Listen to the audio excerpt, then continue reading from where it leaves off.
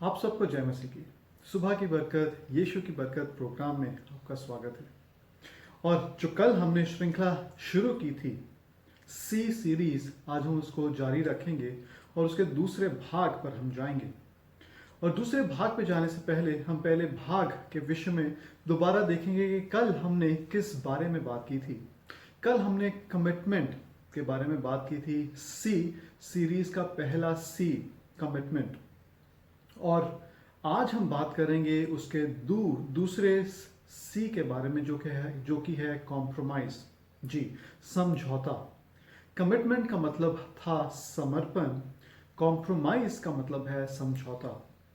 और जैसे कल हमने रूथ के जीवन से देखा था कि रूथ का जीवन कितना ज्यादा समर्पित था अपने सास के प्रति और परमेश्वर के प्रति। आज हम एक और पात्र को बाइबल में से लेंगे और समझौते, कॉम्प्रोमाइज के विषय में हम देखेंगे कि आज हम परमेश्वर के वचन से क्या सीख सकते हैं। तो आज का जो हमारा पात्र है वह है एसाव, इब्राहिम का पुत्र इसहाक। इसहाक के दो पुत्र जो कि जुड़वे पुत्र थे, जुड़वे बेटे थे। और पहलौठे का नाम था इसाव और छोटे का नाम था याकूब। अब हम उत्पत्ति उसके 25 अध्याय उसके 20 से 23 वचन हम पहले पढ़ेंगे। और इसहाक के 40 वर्ष का होकर रिबका को, जो पादन अराम के वासी अरामी बतुएल की बेटी और अरामी लाबान की बहन थी, उसको ब्याह लिया। इसहाक ने 40 साल की उम्र में रिबका को वो ब्याह लेता है, उससे शादी करता है। इसहाक की पत्नी तो बांझ थी, इसलिए उसने उसके निमित्त यहोवा से विनती की और यहोवा ने उसकी विनती सुनी। इस प्रकार उसकी पत्नी रिबका गर्भवती हुई। लड़के उसके गर्भ में आपस में लिपट कर एक दूसरे को मारने लगे। तब उसने कहा, मेरी जो ऐसी दशा रहेगी तो मैं कैसे जीवित रहूंगी? और वे यहोवा की इच्छा पूछने को गई। तब यहोवा ने उससे कहा, तेरे गर्भ में 2 जातियां हैं, तेरी कोख से निकलते ही 2 राज्य के लोग अलग अलग होंगे और तेरे राज्य के लोग दूसरे से अधिक सामर्थी होंगे और बड़ा बेटा छोटे के अधीन होगा। जब रिबका गर्भवती होती है, उसके पेट में जो दोनों बच्चे हैं, दोनों लड़के हैं, वो बाइबल कहती है कि वो लिपट कर एक दूसरे को मार रहे थे। इंग्लिश की बाइबल में लिखा है wrestle, they were wrestling within Rebekah's womb. तो वो परमेश्वर से प्रार्थना करती है, परमेश्वर से पूछती है कि परमेश्वर ऐसा क्यों? और परमेश्वर कहते हैं कि इस तेरे गर्भ में 2 जातियां हैं, तेरी कोख से निकलते ही 2 राज्य के लोग अलग अलग होंगे। और परमेश्वर का वचन कहते हैं कि बड़ा बेटा छोटे के अधीन होगा। अब ये सोचने वाली बात है कि ये परमेश्वर क्यों कहते हैं? क्या इसलिए कि परमेश्वर ने पहले से ही निश्चित किया था कि उसके बेटे, रेबेका के बेटे किस तरह के होंगे, या क्योंकि परमेश्वर सर्व ज्ञानी है और परमेश्वर सब कुछ जानते हैं? तो उस बेसिस पे परमेश्वर रिबका को ये बताते हैं कि तेरे जो बच्चे होंगे, तेरे जो बेटे होंगे, वो इस तरह के होंगे। तो मैं विश्वास करता हूं कि क्योंकि परमेश्वर सर्व ज्ञानी है, परमेश्वर सब जानने वाले हैं, हमारे जीवनों की भी हर एक बात जानते हैं, इसीलिए परमेश्वर रिबका को बताते हैं कि जो तेरे बेटे हैं वो एक दूसरे से लड़ाई झगड़ा करेंगे।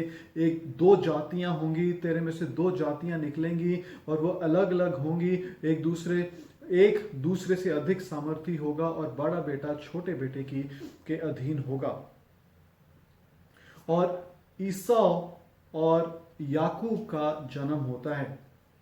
अगर हम 24 वचन से लेकर 26 वचन तक पढ़ें तो वह हमें मालूम चलता है, वहाँ हम पढ़ते हैं कि किस तरह से रिबका जो है वो अपने बेटों को इस जीवन में लेके आती है, इस संसार में लेकर आती है। और बड़े बेटे का नाम वो इसाव रखते हैं क्योंकि वे लाल रंग का था, उसके शरीर पर बहुत लाल रंग के बाल थे। और छोटे बेटे का नाम वो याकूब रखती है।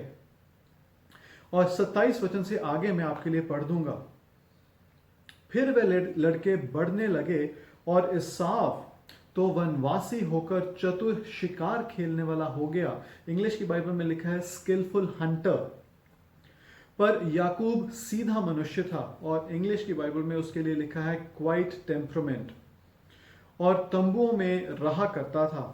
इसहाक इसाव के अहेर का मांस खाया करता था, इसलिए वह उससे प्रीति रखता था, पर रिबका याकूब से प्रीति रखती थी। एक दिन याकूब भोजन के लिए कुछ दाल पका रहा था और इसाव मैदान से थका हुआ आया। तब इसाव ने याकूब से कहा, वे जो लाल वस्तु है उसी लाल वस्तु में से मुझे कुछ खिला, क्योंकि मैं थका हूं। याकूब ने कहा, अपना पहलौठे का अधिकार आज मेरे हाथ बेच दे। ये बहुत अजीब शर्त थी, ये बहुत अजीब बात थी जो याकूब करता है। उसका बड़ा भाई भूखा है, बाहर से थका हुआ आ रहा है, याकूब खाना बना रहा है, और जब ईसाव उससे खाना मांगता है तो खाने देने के बदले याकूब कहता है ईसाव से कि तू मुझे अपना पहलौठापन दे दे, तू मुझे अपना पहलौठापन बेच दे, तू मुझे अपना पहलौठापन दे, मैं तुझे दाल दूंगा, मैं तुझे खाना दूंगा।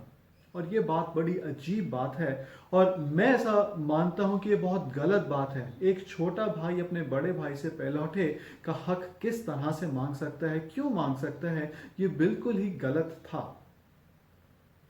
लेकिन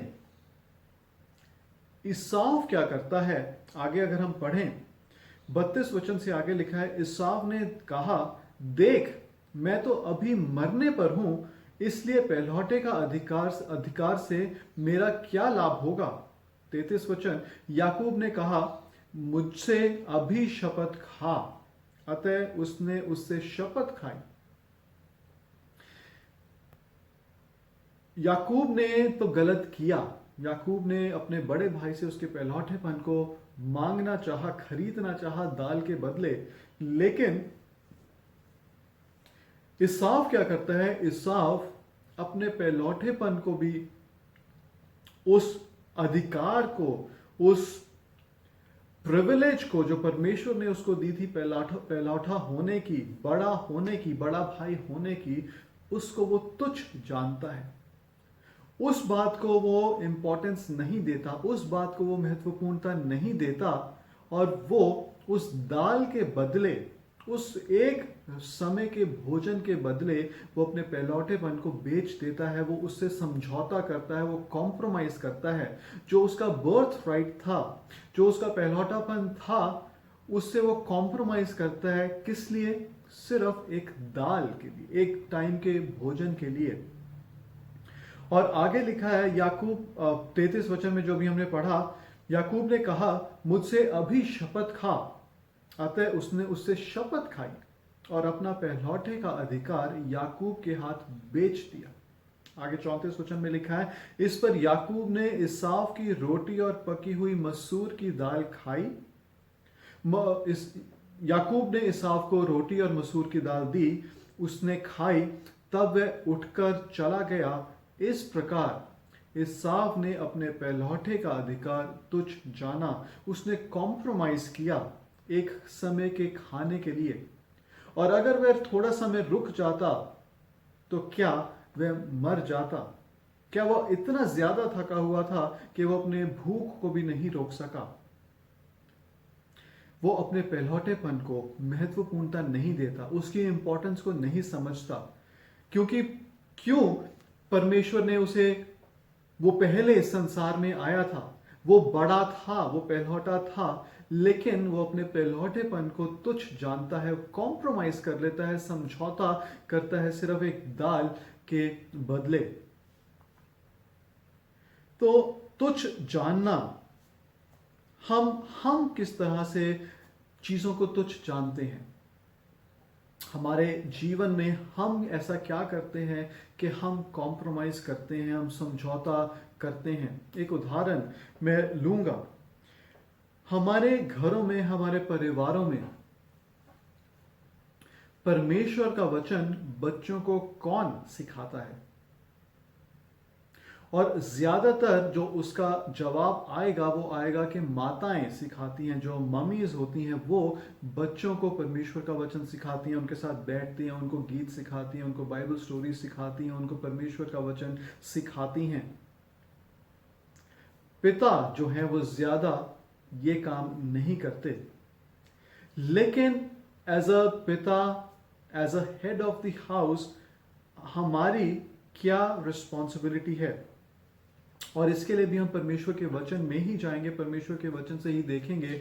पुराने नियम में व्यवस्था विवरण में उसके 11 अध्याय 19 वचन में ऐसा लिखा है, और परमेश्वर की ये आज्ञा है, परमेश्वर ये पुरुषों को, आदमियों को ये आज्ञा दे रहे हैं, क्योंकि पुराने नियम में जो भी ज्यादा बातचीत हुई है वो आदमियों से बातचीत हुई है, वो पुरुषों से बातचीत हुई है। और यहां पर भी व्यवस्था विवरण उसके 11 अध्याय में जो निर्देश दिए जा रहे हैं वो आदमियों को दिए जा रहे हैं, वो पिताओं को दिए जा रहे हैं। और उसके 19 वचन में लिखा है, और तुम घर में बैठे, मार्ग पर चलते, लेटते उठते इनकी चर्चा करके अपने बच्चों को सिखाया करना। किस बात की चर्चा की बात हो रही है? 18 वचन में लिखा है, इसलिए तुम मेरे ये वचन अपने अपने मन और प्राण में धारण किए रहना, और चिन्ह के रूप में अपने हाथों पर बांधना, और वे तुम्हारी आंखों के मध्य में टीके का काम देंगे, और तुम घर में बैठे, मार्ग में चलते, लेटते उठते इनकी चर्चा करके अपने बच्चों को सिखाया करना। तो परमेश्वर का बहुत ही साफ साफ सीधा सीधा निर्देश था बाप के लिए, जो पुरुष हैं उनके लिए, जो फादर्स हैं उनके लिए, जो पिता हैं उनके लिए, कि तुम्हारी जिम्मेवारी है कि तुम परमेश्वर का वचन अपने बच्चों को सिखाना। चलते हुए, लेटते हुए, उठते हुए, मार्ग में चलते हुए, घर में बैठे हुए, ये परमेश्वर ने पुरुषों को, पिताओं को, मुझे और आपको ये जिम्मेवारी दी थी। तो हम लोग क्या करते हैं? हम समझौता करते हैं, क्योंकि हम बाहर काम के लिए जाते हैं, शाम को जब हम आते हैं तो हम ये कहते हैं कि हम बहुत थके हुए हैं, और फिर हम आराम करना चाहते हैं, सिर्फ खाना खा के सोना चाहते हैं, बच्चों के साथ कुछ टाइम हम खेलना चाहते हैं, लेकिन परमेश्वर के उस वचन को हम पूरा नहीं करते। हम समझौता करते हैं हमारे आराम के लिए। परमेश्वर का वचन हम अपने बच्चों को नहीं सिखाते, वो हम हमारी पत्नियों पर, वाइफ्स पर, मदर्स पर हम वो जिम्मेवारी डाल देते हैं। लेकिन परमेश्वर का वचन ऐसा नहीं कहता। परमेश्वर का वचन बहुत सीधा सीधा पिताओं को, फादर्स को यह आज्ञा देता है कि वो अपने बच्चों को परमेश्वर का वचन सिखाएं। ये बात है पुराने नियम की। नए नियम में भी अगर हम देखें, इफिसियों की किताब उसका 6 अध्याय उसके 4 वचन में ऐसा लिखा है, और हे पिताओं, अपने बच्चों को रीस ना दिलाओ, परंतु प्रभु की शिक्षा और चेतावनी देते हुए उनका पालन पोषण करो। प्रभु की शिक्षा क्या है? प्रभु का वचन, परमेश्वर का वचन। और ये बड़ी साफ आज्ञा है, बड़ी डायरेक्ट कमांड है ये, जो परमेश्वर पिताओं को देते हैं, फादर्स को देते हैं, पुरुषों को देते हैं, कि ये तुम्हारी जिम्मेवारी है कि उनको रीस मत दिलाओ, लेकिन प्रभु की शिक्षा और चेतावनी देते हुए उनका पालन पोषण करो। तो हम लोग क्या करते हैं? क्या हम समझौता करते हैं हमारी जिम्मेवारियों के प्रति जो परमेश्वर ने हमें दी हैं? हम आराम के कारण से, हम शाम को घर आकर हम आराम करना चाहते हैं, हम बच्चों के साथ वो समय नहीं बिताते हैं, हम कॉम्प्रोमाइज कर लेते हैं, हम समझौता कर लेते हैं। कॉम्प्रोमाइज पे, समझौते पर हम एक और वचन देखेंगे, कुछ और पात्र देखेंगे। अगर हमें याद हो, प्रेरितों के काम में जब परमेश्वर का वचन बढ़ना शुरू होता है, जब परमेश्वर की कलीसिया बढ़नी शुरू होती है, जब परमेश्वर का वचन फैलना शुरू होता है प्रेरितों के जरिए, कलीसिया के जरिए, तो उस समय के जो विश्वासी थे वो क्या करते हैं? अपने घरों को बेचकर जो पैसा मिलता था वो उन चेलों के पास लेकर आते थे, ताकि परमेश्वर के राज्य की विस्तार हो, किसी को किसी वस्तु की कमी ना हो, जो कुछ ज्यादा गरीब है उसको वो पैसा दिया जाए, उसकी वो जरूरतें पूरी की जाएं। तो अननायस और सफीरा क्या करते हैं कि वो भी अपने घर को बेचते हैं, अपनी जमीन को बेचते हैं और पैसा लेकर आते हैं। लेकिन वो करते क्या हैं? उस पैसे में से कुछ हिस्सा वो अपने लिए बचा लेते हैं।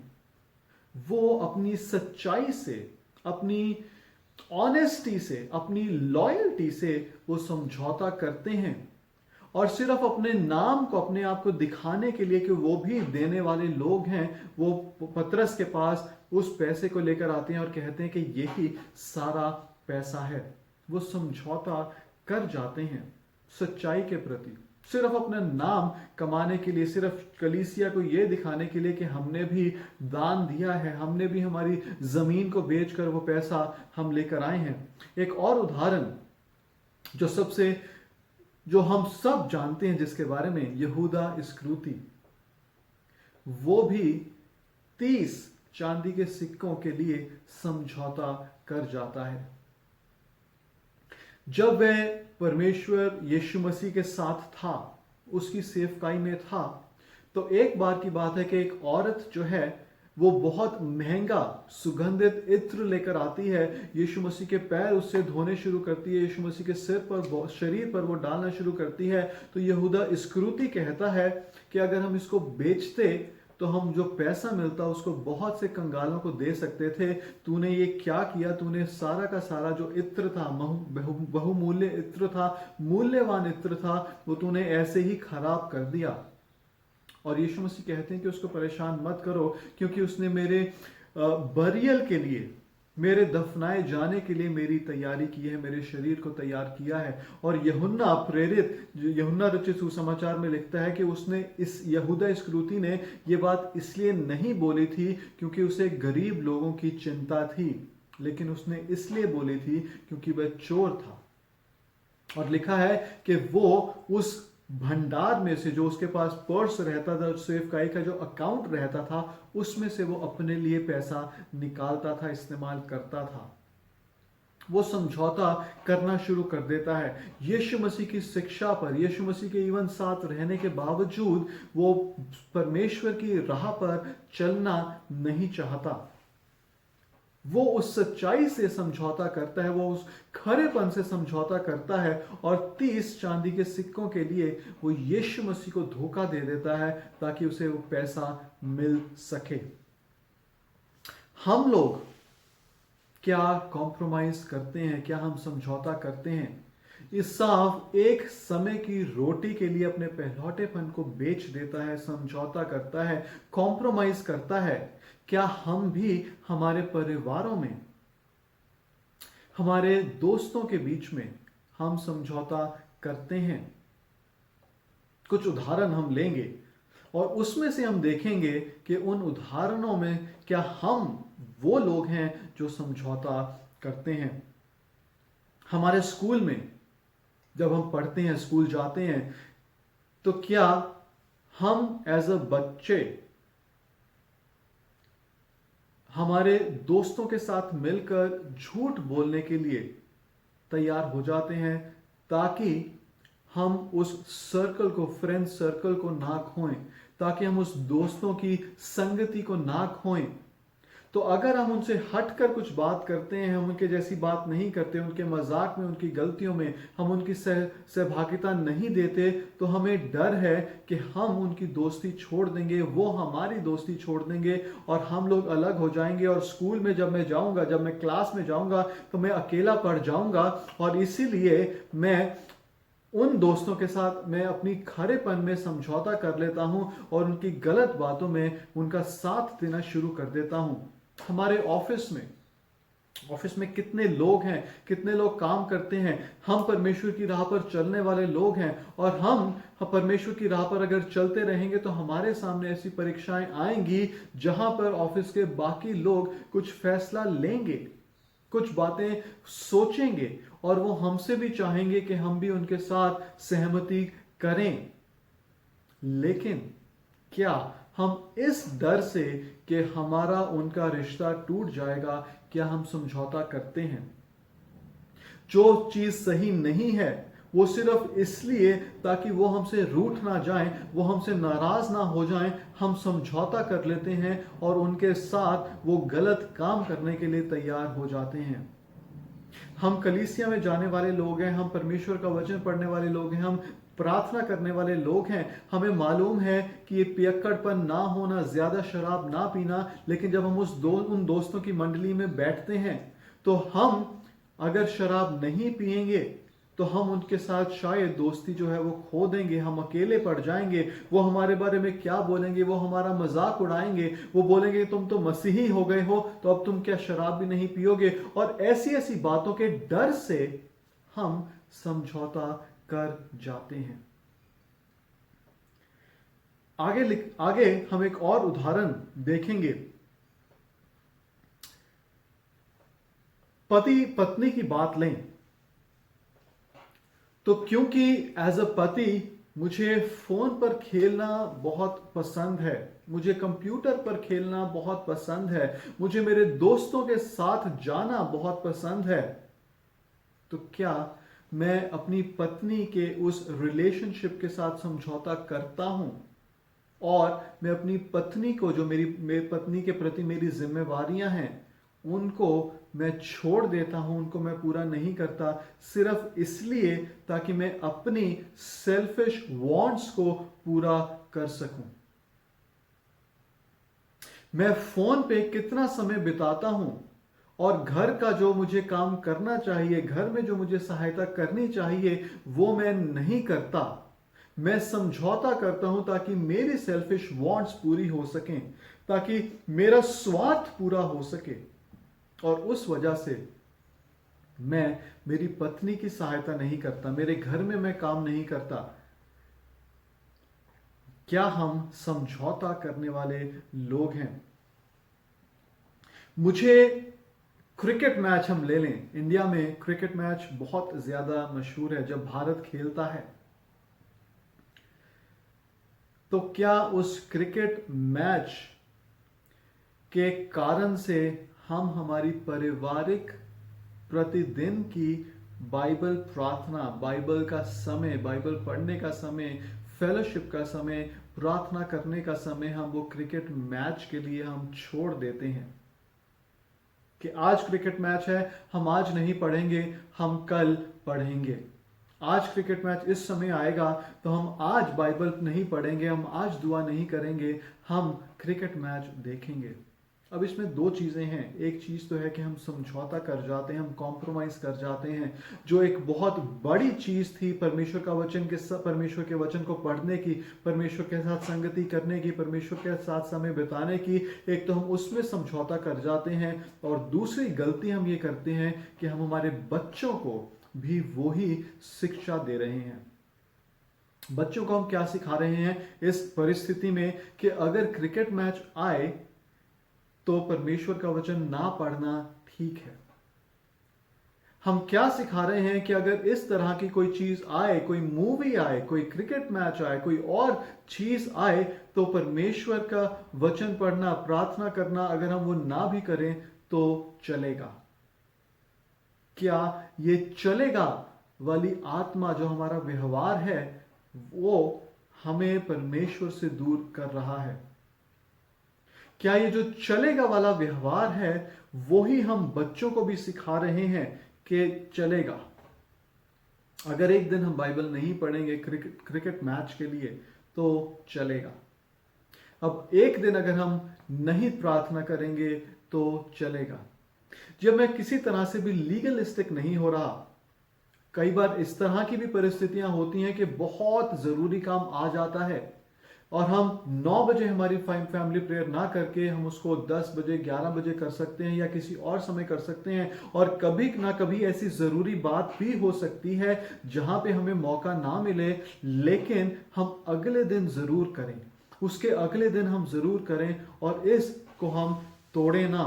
इस जो हमने प्रैक्टिस शुरू की है फैमिली प्रेयर की, बाइबल पढ़ने की बच्चों के साथ, और पहले वचन में हमने देखा था, जो व्यवस्था विवरण में हमने पढ़ा था, इफिसियों की किताब में हमने पढ़ा था कि ये बाप की जिम्मेवारी है कि वो अपने बच्चों को परमेश्वर का वचन सिखाएं। ये माँ की जिम्मेवारी नहीं है, ये मम्मी इसकी जिम्मेवारी नहीं है। परमेश्वर का वचन बहुत साफ साफ कहता है कि हे पिताओं,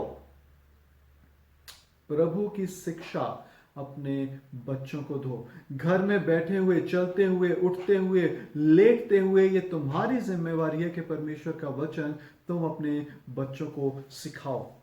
तो 3 चीजें कहकर मैं इस वचन को आज समाप्त करूंगा कि बाइबल के सिद्धांतों में कभी भी हम समझौता ना करें। परमेश्वर का वचन जो हमें सिखा रहा है, जो हमें समझा रहा है, परमेश्वर का वचन जो हमें चेतावनी दे रहा है कि किन लोगों के साथ हमें बैठना है, किन लोगों के साथ हमें उठना है, किन लोगों के साथ हमें रहना है, उस बारे में हम समझौता ना करें। परमेश्वर का वचन बहुत साफ साफ कहता है कि दुष्टों के साथ ना उनकी मंडली में बैठना, ना उनके साथ खड़े होना, ना उनके साथ खाना पीना खाना। परमेश्वर का वचन हमें समझाता है, बताता है, और ये चीज हमें करने की जरूरत है। अब इसका मतलब ये भी नहीं है कि हम उनके साथ बिल्कुल ही, हम संसार के लोगों के साथ बिल्कुल ही हमारा जो रिश्ता है वो अलग कर लें, इसकी बात नहीं है। लेकिन क्या जब हम उनके सामने साथ बैठते हैं, उनके साथ चलते फिरते हैं, तो हम परमेश्वर की बातें उनके साथ शेयर करते हैं, या हम उनकी बातों में ही घुल मिल जाते हैं जो कि किसी तरह से भी लाभदायक नहीं है। जब हम दोस्तों की मंडली में बैठते हैं तो क्या जो परमेश्वर के वचन से हमने बातें सीखी थी, जो कलीसिया में जाके हमने बातें सीखी थी, क्या हम उनसे समझौता करते हैं और उनकी परवाह नहीं करते, हम सिर्फ दोस्तों की परवाह करते हैं? हमारे नाम के प्रति कभी भी हमें समझौता करने की जरूरत नहीं है। अगर हमारा नाम खराब होता है तो हमें समझौता करने की जरूरत नहीं है। तो और तीसरी चीज, सच्चाई में हमें कभी भी समझौता करने की जरूरत नहीं है। एक ऑफिस का एग्जांपल ले लें। हम ऑफिस में काम कर रहे हैं और हमें मालूम है कि हमारा जो बॉस है, जो हमारा मैनेजर है, वो सही है, लेकिन जो बाकी लोग हैं, जो मेरे यार दोस्त हैं, जो उस कंपनी में काम कर रहे हैं, वो मेरे बॉस को, मेरे मैनेजर को पसंद नहीं करते और किसी तरह की वो झूठी झूठी जो चिट्ठी है वो लिखते हैं कंपनी के डायरेक्टर को। तो क्या मैं अपने दोस्तों के साथ रहने के लिए मैं अपने मैनेजर के खिलाफ मैं उस लेटर में साइन करता हूं?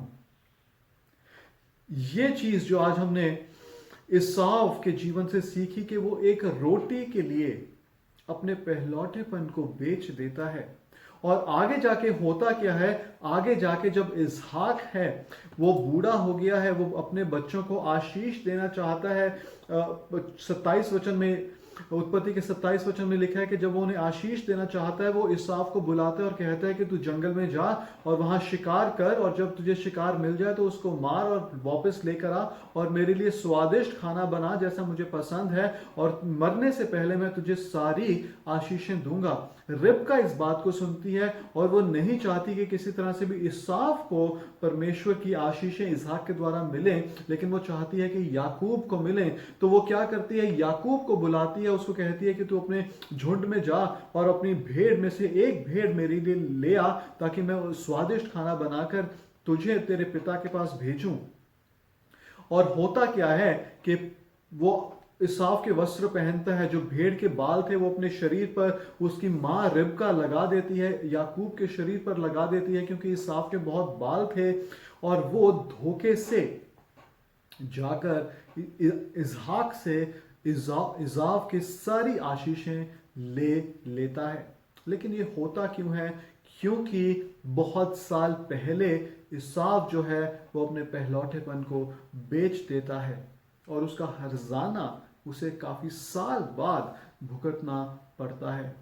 तो मेरे प्रियो, जो परमेश्वर ने हमें जिम्मेवारियां दी हैं, जो परमेश्वर ने हमें पति के रूप में, बाप के रूप में, माँ के रूप में, पत्नी के रूप में जो हमें जिम्मेवारियां दी हैं, माँ बाप के रूप में, बच्चों के रूप में जो हमें जिम्मेवारियां दी हैं, हम किसी तरह से भी समझौता करने वाले लोग ना हो। दुष्टता के साथ सहभागी ना हो, उन लोगों के साथ सहभागी ना हो जो गलत करना चाहते हैं और फिर हम सच्चाई से समझौता करें। इस तरह के लोग हम ना हों। हम परमेश्वर के लोग हों जो सच्चाई पर चलने वाले हैं, जो परमेश्वर का भय मानने वाले हैं, जो परमेश्वर की बातों को मानने वाले हैं, परमेश्वर की इच्छा के अनुसार अपने जीवन बिताने वाले हैं। हम वैसे लोग हों। आइए हम प्रार्थना करें। पिता परमेश्वर, ईसाव के जीवन से जो आज हमने देखा है कि हम लोग समझौता करने वाले लोग ना हों, आप हमारी सहायता मदद कीजिए। आप हमारी समझ को, हमारी बुद्धि को आप खोल दीजिए, ताकि हम किसी तरह से भी आपके वचनों के खिलाफ हम समझौता ना करें, लेकिन हम ऐसे लोग हों, आपके वचनों पर चलने वाले हों, आपका भय मानने वाले हों, और किसी तरह से भी हम आपके वचन से, प्रार्थना के समय से, पारिवारिक प्रार्थना से हम समझौता करने वाले ना हों। आप हमारी सहायता मदद कीजिए। अपने दोस्तों के लिए हम अपनी पत्नी को भला बुरा ना बोलें, अपनी सहेलियों के लिए हम अपने पति को भला बुरा ना बोलें। आप इसमें हमारी सहायता मदद कीजिए। धन्यवाद के साथ हम ये दुआ यीशु मसीह के नाम में मांगते हैं, आमीन। परमेश्वर आपको बहुत बहुत आशीष दे। सबको जय मसीह की।